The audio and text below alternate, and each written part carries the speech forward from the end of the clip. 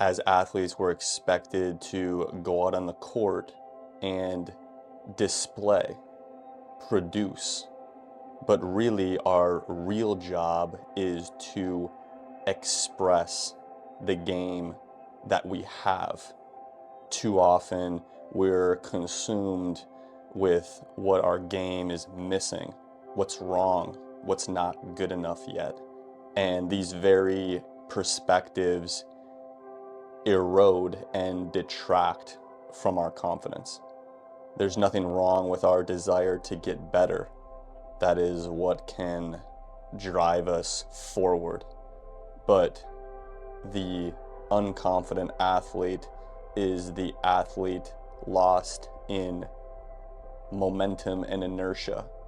When we can be swayed by momentum, we are a victim to our environment. We're not fully, absolutely grounded in who we are now, the game that we have now. Confidence is the simple recognition of what it is that you have to give and allowing that to be enough. Confidence is the foundation. It grounds us. It's the place your action comes from.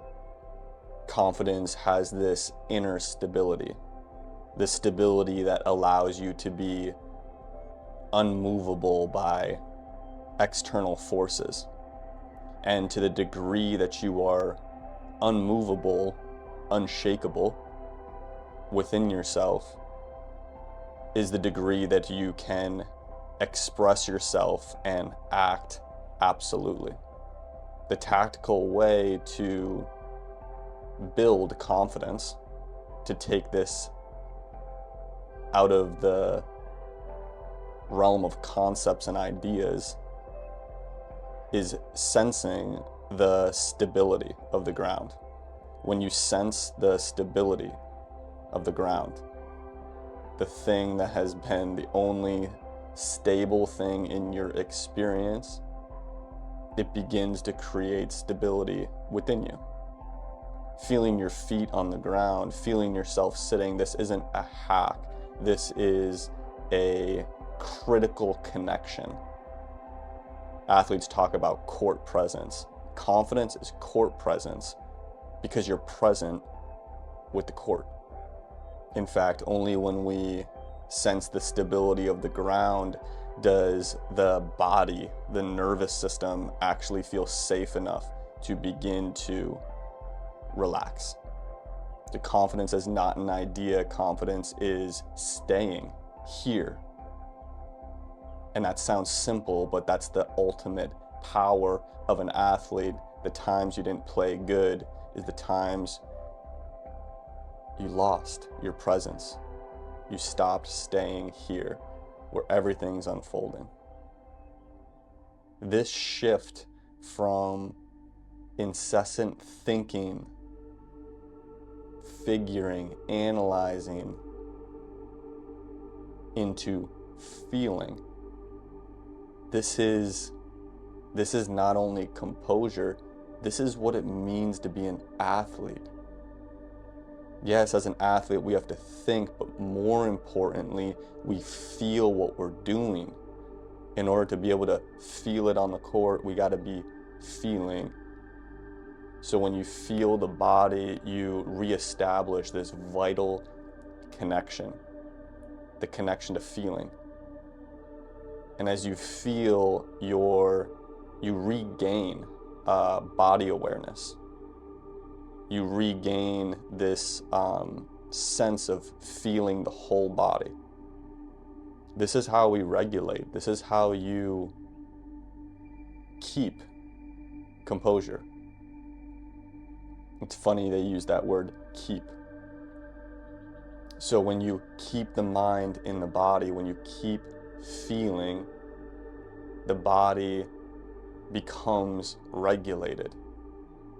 This means that when difficulties and challenges arise in your environment, you're able to process those experiences. Every single match comes with emotional demand. the more important the match, the more emotional demand there is. And emotions can be foreign for athletes because we tend to be will-driven people. And we're used to willing our way through our emotions, pushing them down or expressing them out, but the real power is being able to stay. When you can stay with the body, when you can stay with the emotional experience you're having, this is true resilience. So to keep your composure simply means to keep your attention here with what you're feeling now, and every emotion arises, exists, and dissipates. And as you undergo that process, you process. You process what it is that you're experiencing, and you keep your feeling clear and light. You're able to stay with the unfolding of the point, even when a big outcome is on the line, even when you maybe made a mistake. So the simple act of allowing yourself to feel, letting the attention flow through the body, feeling the body, letting the attention flow to where the body needs attention. For you tennis players, your entire sport happens in front of you. You forget the back of your body. Become aware of that. This body awareness anchors you in the moment, and when you're anchored in the moment, you're poised to act, to decide, to play. When you can hold a sense of feeling with the body, you are keeping your mind and body together. This is the basis of action. True focus is actually holding this connection. Focus is about the action you're taking presently. And maybe you think, I'm not acting right now. You're always in action. Everyone's always in action. Everything is in motion. To achieve peak performance is about taking conscious control over each and every single action you take. And what that essentially means is it means holding your focus with where action happens, which is right where your body is. When our focus is weak, we leak attention and energy into the past and into the future where action does not exist. A point in tennis is not a math problem. It's not an equation. It's not something you figure out. It's something you're spontaneously responding to. The point is alive. So when you learn to hold your focus, which is to keep the mind with the body in real time, in the moment you stand in, you expand where you stand. You perform where you stand. You create where you stand. You express where you stand. You're holding this boundary between the outer environment and the inner environment. When you hold this boundary, what is within you, an athletic game of pure potential, your muscle memory inside the body, all of the training that you have accrued up to this date, when you hold the boundary with the body, all of that within you can make its way outwards. It can find expression as you learn to hold focus. This is about being unwavering. Not unwavering in I'm going to do this or that, unwavering in who I am right now. Unwavering in my presence. Focus is like a fire. Everybody wants to shine, everybody wants to burn bright, but they're tossing their fire into the future. You're wasting the fire. You're chasing the outcome. You're here to give. You're here to express the game that you have now. When you hold your focus, you make that possible. You live where your process is unfolding. You live where your game is expanding. You allow your expression to find momentum. This is the only way that we can experience our truly unlimited nature. Too many athletes are so busy trying to make the outcome happen, they're not open to the possibilities that each point brings. The possibility to bring about new parts of your game, the possibility of creating in a new way, the possibility of a new way of expressing yourself. It's in these ways that your game truly expands, but most athletes are not open. They're closed on the outcome in the future. And they're using this moment, the game they have, as a means to an end to get that outcome. That is desperate. It's also glorified in athletics today. But the outcome simply sets the trajectory or the direction of your energy, but the source of your game is within you now. The potential that you have is here, and the game that you have is not missing anything. In fact, the game that's within you that doesn't exist anywhere else, only within you, that game is perfect. Any idea that you have that your game is not perfect is actually born in comparison. Comparison exists in your mind. Tennis is played in reality. In reality, your game is a perfect expression. It's an expression of perfection. It's unlike anything else in the entire world, except you don't recognize that. You decide there's things wrong with your game. This doesn't mean that we don't seek to expand and grow and evolve and change. It just means that we do those things not from a place of lack, not from a place of self-judgment, not from a place where I've already decided through comparison that who I am now is somehow inadequate or lacking. That's the wrong game.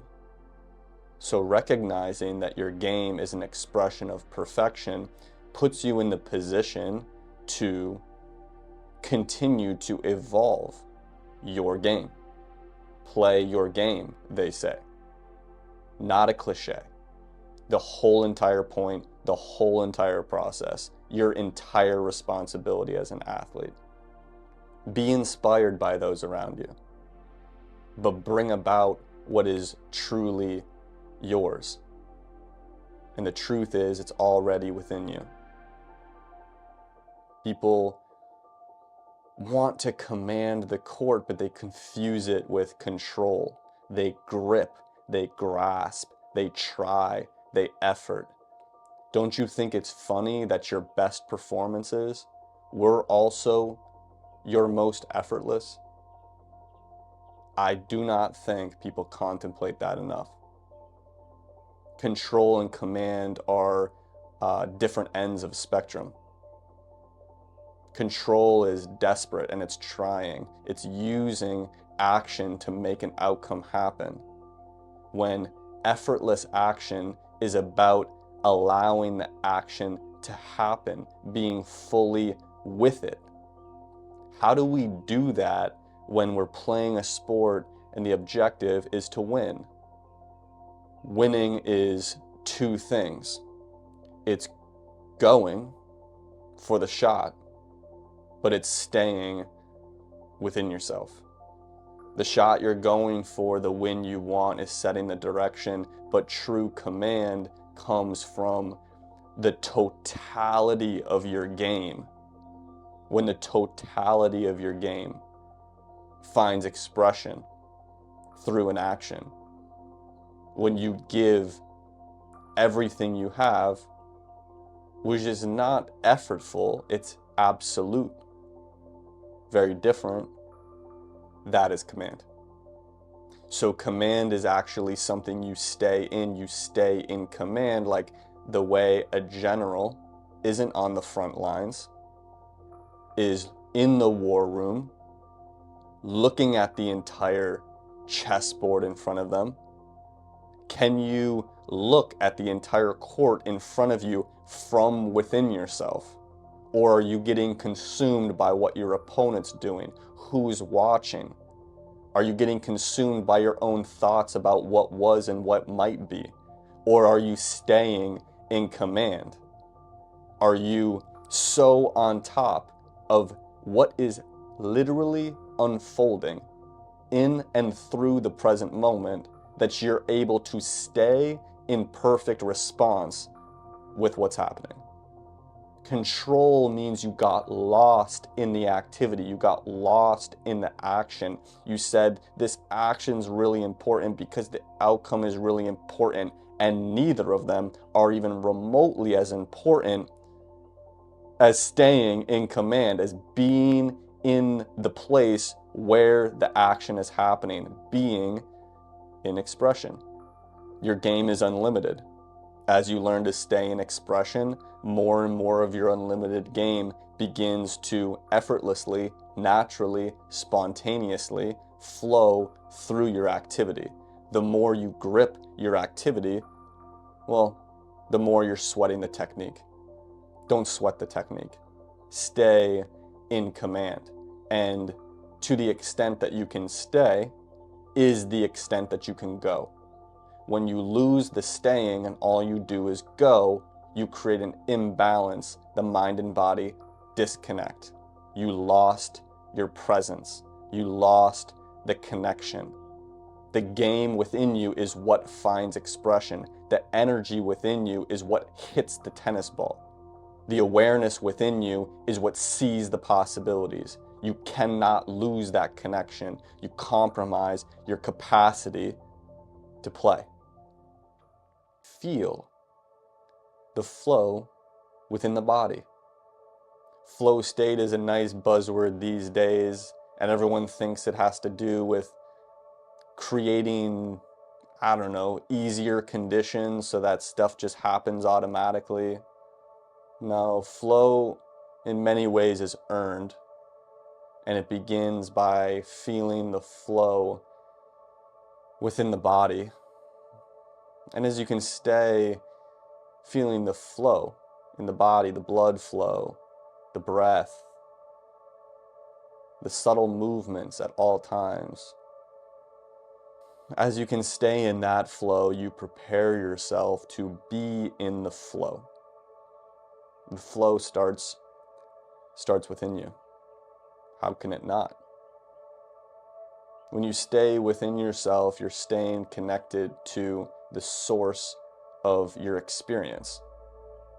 Wouldn't that make sense that staying at the source of your experience grants you conscious control over your thoughts and actions?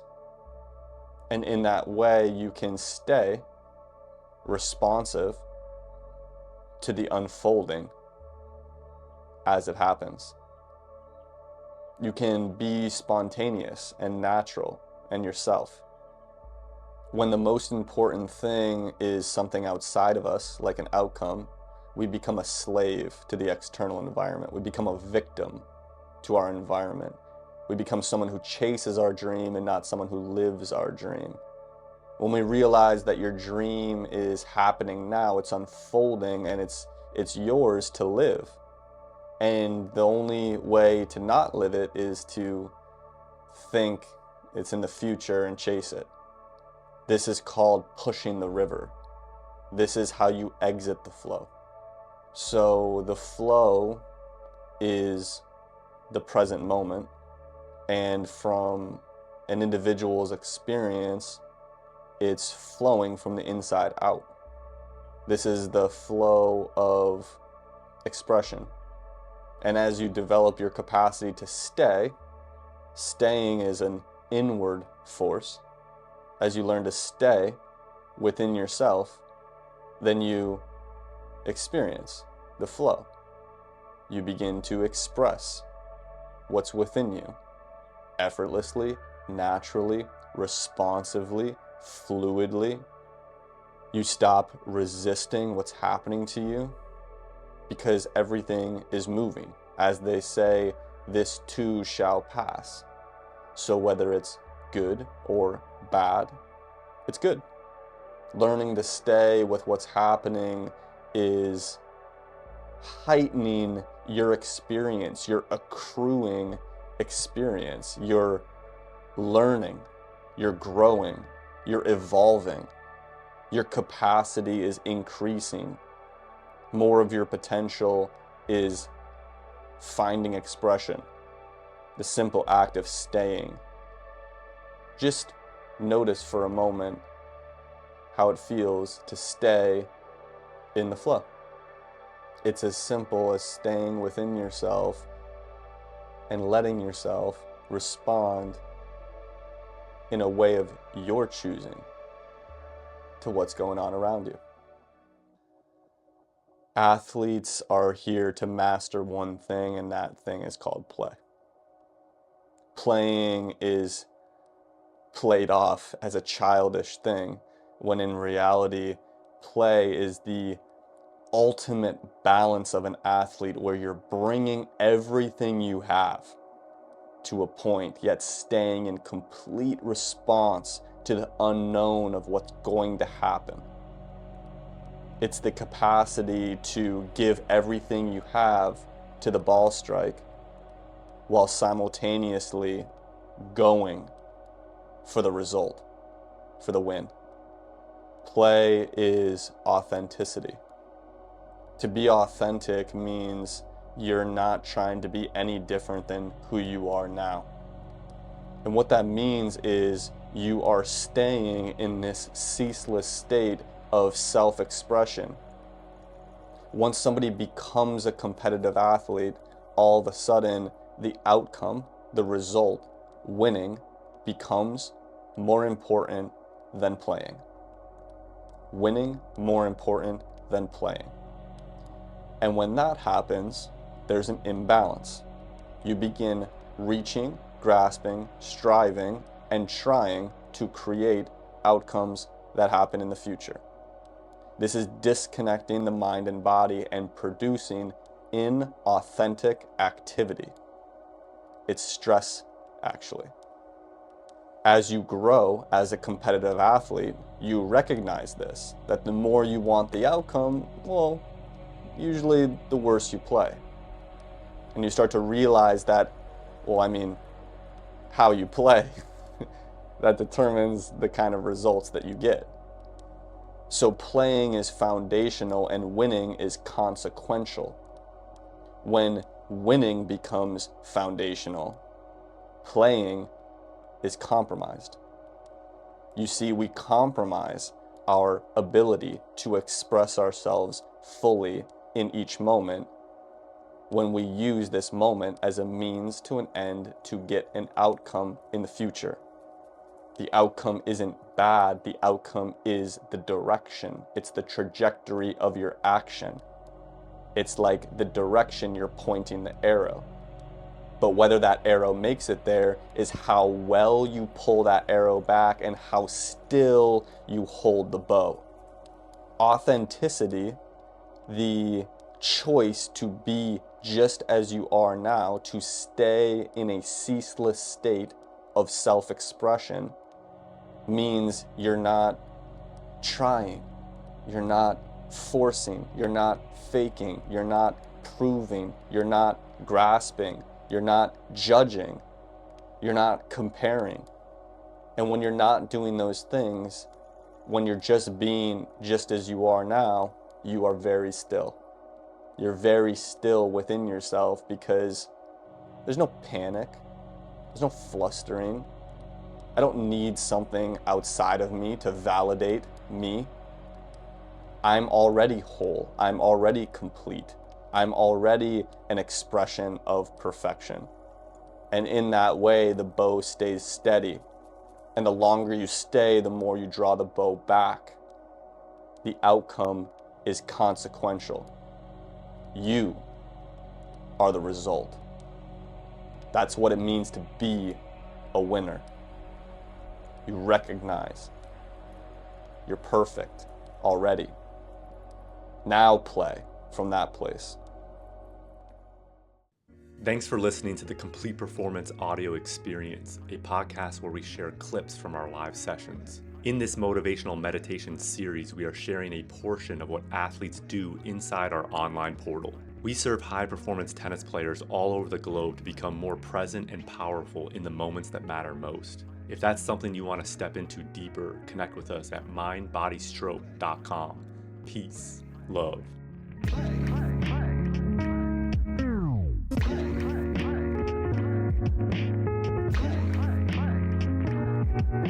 Rejoice is a sort of dignified Elizabethan, but it says play. And St. Thomas, aware of this, said that the divine wisdom was above all to be compared with games, because games are played for their own sake, not for any ulterior motive.